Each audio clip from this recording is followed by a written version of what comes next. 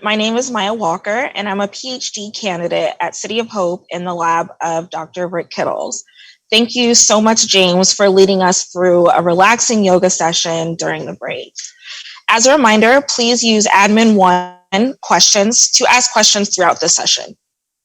I am happy to introduce Dr. Adana Llanos, Assistant Professor at the Rutgers School of Public Health.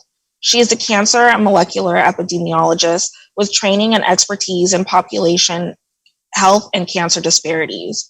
Her primary area of research focuses on understanding the molecular factors like epigenetic, genetic, and genomic, and proteomic, and sociobiologic mechanisms such as integration of social determinants of health, biomarkers, and biological pathways that cause cancer disparities.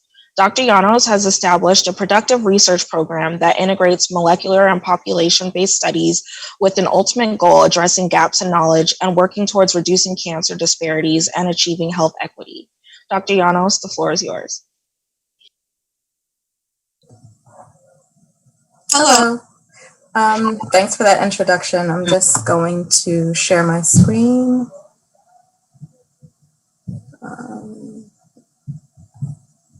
Okay.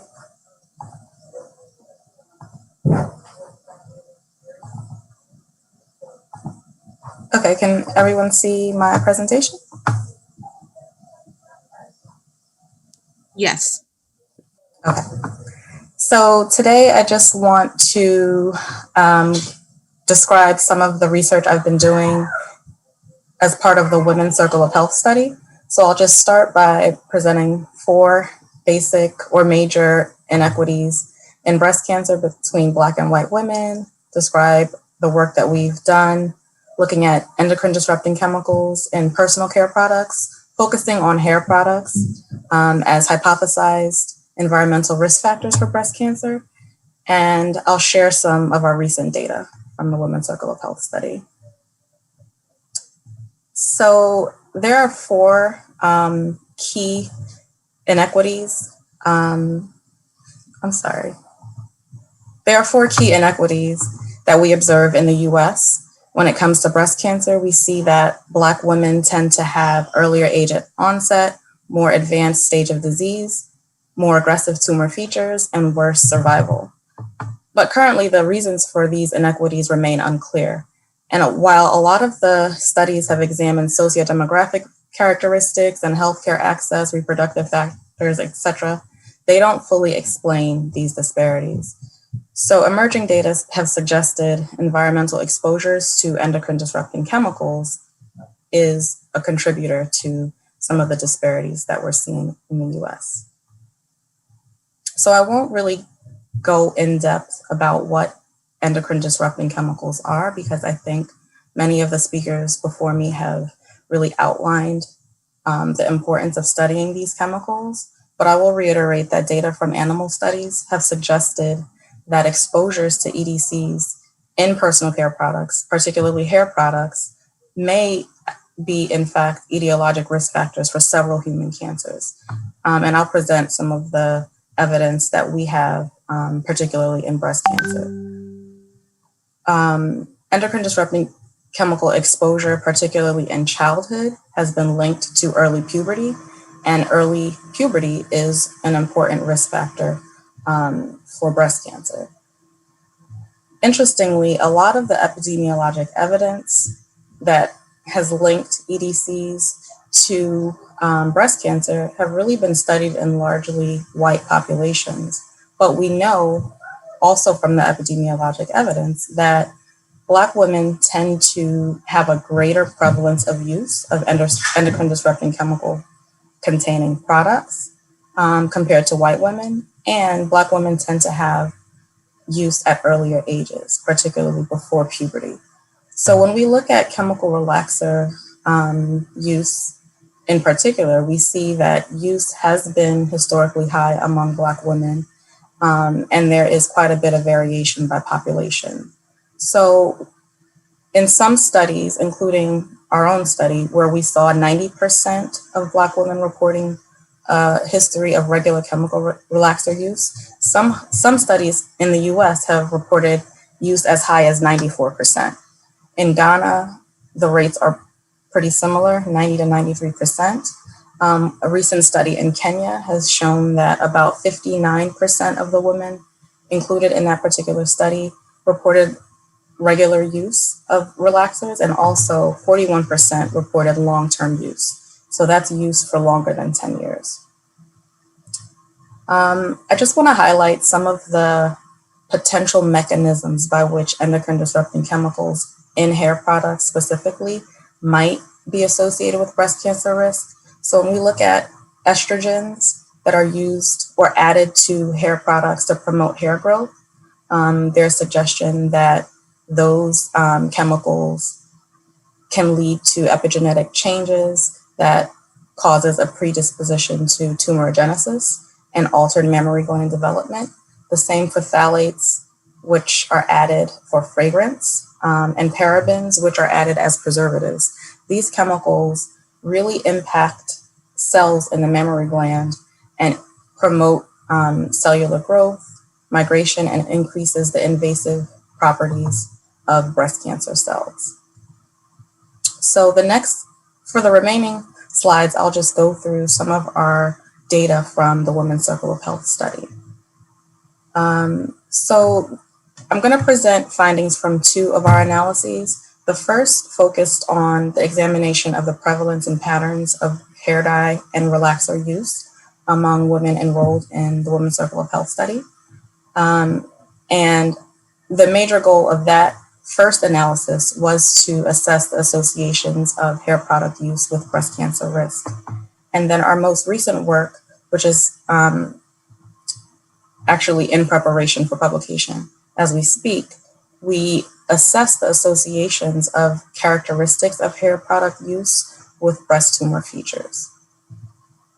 So the Women's Circle of Health study started as a breast cancer case control study in New York City and 10 counties in New Jersey. And to date, we've recruited more than 4,200 Black and white women diagnosed with breast cancer, as well as healthy controls. For data collection, we're using in-person interviews with anthropometric and body composition measurements.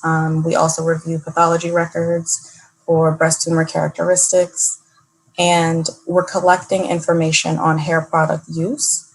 We were particularly interested in hair dyes, chemical relaxers, and conditioners that contain placenta or cholesterol.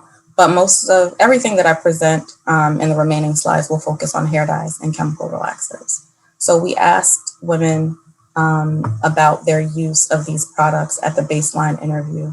And then we used a variety of regression analyses to assess the associations of interest. So I just wanted to show the questions so that you can see how we asked them. So the first question in the hair products use section was about the use of regular hair dye. So by regular use, we were asking if participants had ever regularly dyed their hair for at least 1 year with permanent hair dye. So that's at least twice per year. We also asked about how old they were when they started dyeing their hair with permanent hair dye. How many years in total. And we also asked characteristics about the use of those products. So what shades did they typically use? Did they mostly use, home kits, or did they dye their hair in salons or both? And then we asked about, have they ever chemically relaxed or straightened their hair for at least 1 year? And we also asked patterns of use of those products. So how old they were when they started using the products, how many years in total, did they use lye-based or no lye or both? Have they mostly used home kits or salons? And on average, how frequently they relax their hair, each monthly, weekly, or yearly. So in the first analysis, we assessed the associations of hair dye and relaxer use with breast cancer risk. And this analysis really focused on comparing cases to controls. We also did stratified analysis to see if there were differences between Black and white women. So the first analysis included participants enrolled through the end of 2014. And as you can see from this slide, we had about 2,800 Black women and almost 1,500 white women. We did find that white study participants reported higher levels of education, fewer children, and lower body mass index than Black participants.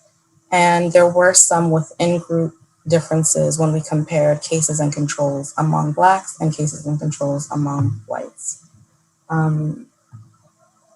So in terms of the prevalence of hair dye and relaxer use, there were significant differences in the use of those products as well.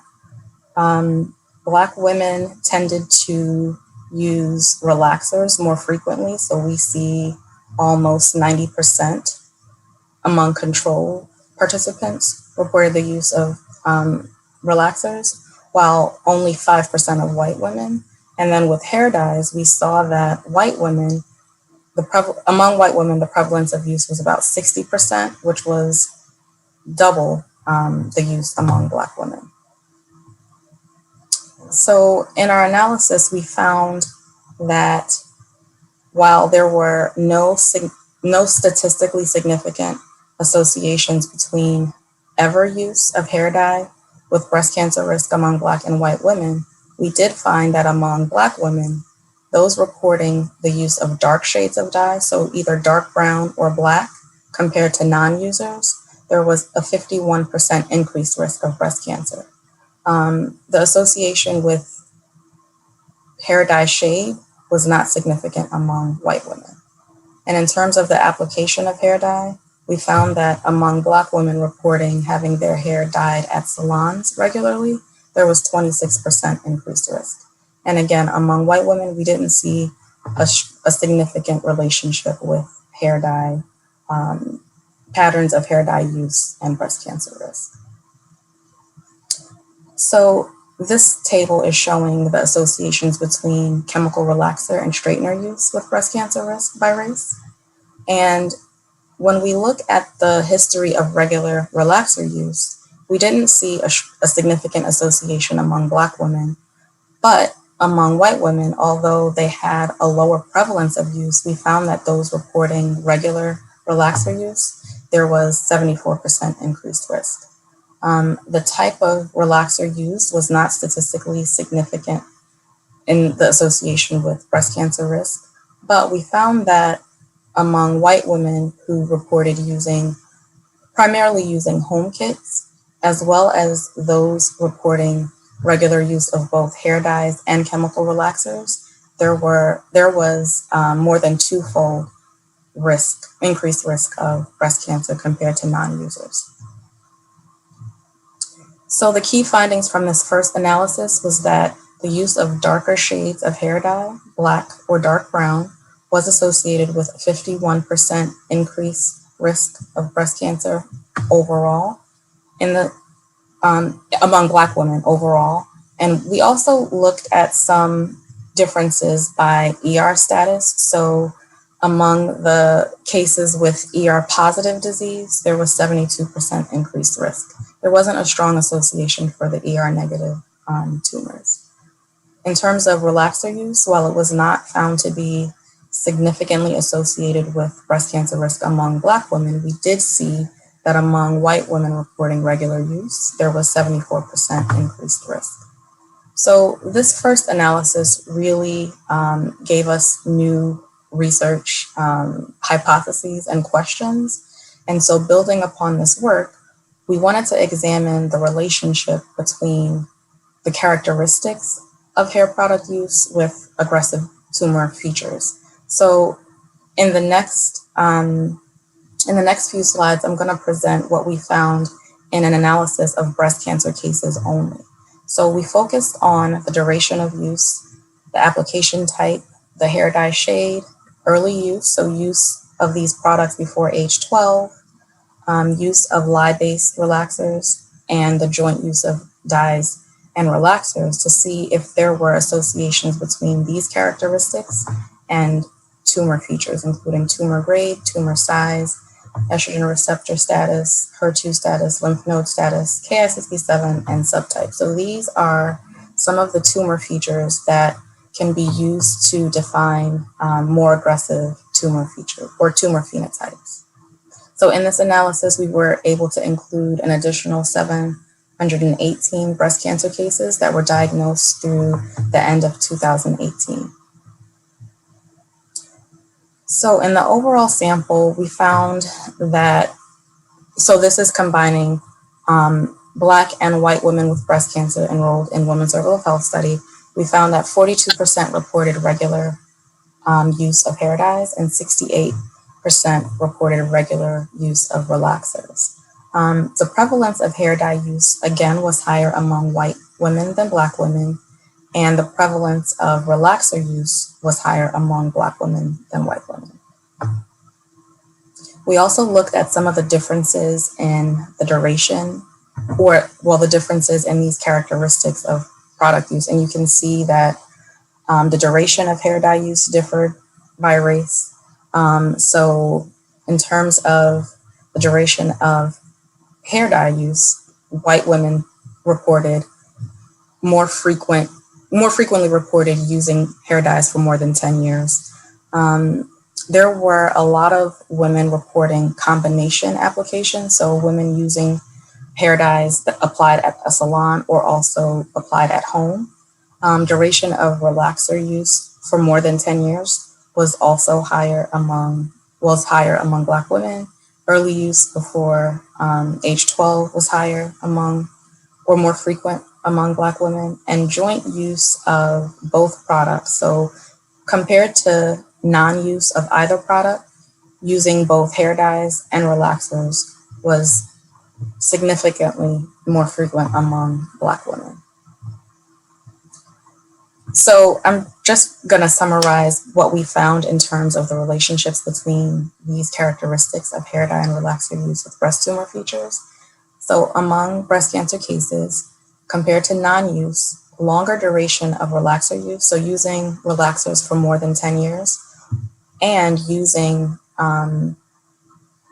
relaxers before age 12 were significantly associated with twofold odds of poorly differentiated tumors. So basically, longer duration of of relaxers specifically is associated with higher tumor grade. And joint use of hair dyes and relaxers was associated with increased odds of estrogen receptor negative status. In terms of the application of relaxers, so among those reporting both salon and home kit application, we found that there were increased odds of larger tumor size, almost twofold risk or twofold the odds of tumors larger than 2 centimeters. With hair dye application, we also found that combination of salon and home kit application was associated with increased odds of poorly differentiated tumors. So our sample was, it contained more Black women than white women. And when we looked at stratified analyses, we found that these associations were consistent among Black women, but not among white women. So, I mean, some of the conclusions and implications of this study are that, we're adding to the literature that support some of the earlier epidemiologic findings that suggest a role of hair product use, particularly due to them containing harmful chemicals, and that might be contributing to breast carcinogenesis. I think one of the major things about this work is that we really need to examine how these hair products could be increasing risk. And the key to that is to really identifying the potentially toxic chemicals in these products and understanding the roles of those products or the chemicals in health and, disparate outcomes, because we are seeing variation in the use of these products by population, and this could be contributing to the disparities that we observe. And I'll just also add that As we learn more about these exposures, we can raise awareness among consumers about the potential risks associated with these products and how we might minimize those risks. So another thing about this work is that our analysis is actually the first to report on the associations of hair dye use and relaxer use with more aggressive tumor features. And some of the hypotheses that we've generated is that the way we measure the exposure to these products probably need to be better refined. So we think that the combination of salon and home kit application of hair dyes and relaxers might correlate with greater exposures over shorter periods of time. And that's something that we weren't able to address in our questionnaire, but we can, improve the way we ask these questions and assess these exposures in future studies. So future research is warranted to clarify the relationships that we found so far. And I think a lot of the work that's ongoing and that we're learning about at the symposium really is going to be able to address some of these questions. And understanding the associations of hair dye and relaxer use with regard to breast cancer outcomes may allow for targeted risk reduction and surveillance among high-risk groups, and the high-risk groups being those that really are exposed more frequently to these products. So I just want to acknowledge the funders of this work and collaborators on the study, and I want to thank the organizers of the symposium for the invitation to speak. I'll be happy to answer any questions